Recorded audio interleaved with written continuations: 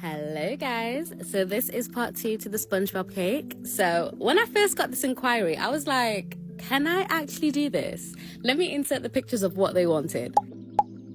So when I saw those fondant figurines, I was like, no, I'm not doing it. But then I was like, no, Jane, you love to try new things. Just see, like, you never know. And I'm so glad I did, because if you came from part 1, you know that I absolutely bodied those.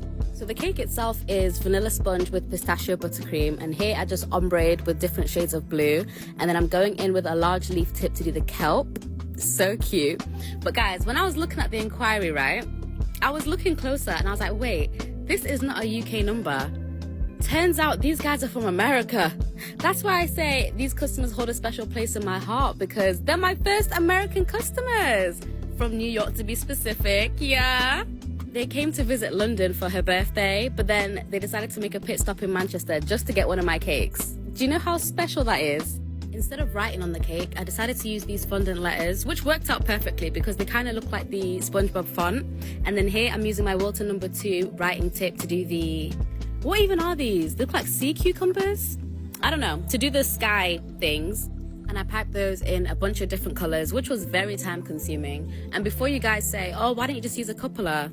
Cupola is when you're using different tips for the same piping bag. So I literally had to wash out this tip because I was using different colors, but it was worth it in the end. In part 1, you saw me make the desk out of lollipop sticks. So I used that same lollipop stick and poked it into the cake so that I was left with a perfectly sized hole for the desk just to slide into.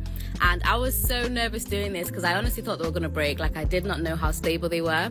But luckily, because they dried over the night, it was really easy to work with. And then, to actually assemble the desk, I made some edible glue, which was basically just fondant and water mixed together, which makes this super sticky paste. And I was honestly surprised at how good it worked. Like, once this had dried down, these chairs were not budging. It was rock solid. And it looks so good. Like, these chairs look legit. We are in the boating school right now. Where's Mrs. Puff? I used some more of that glue to stick down the figures that I made in part 1. And honestly, guys, I might even say that it's better than the inspo that was sent in. Like, I was staring at this cake in the fridge. I just could not believe I did that. Anyway, I added on some sprinkles to mimic the bubbles, and then I attached on their arms. With SpongeBob, I used floral wire and then put some modeling chocolate around it. And Patrick, I just molded that on because they were quite thick so it could stick on its own. For a finishing touch, I just added some buttercream to the board, and then I crushed up some white chocolate cookies and I used that for sand around the border. It just tied everything together. If this cake was not already a 10, it's a 50 now.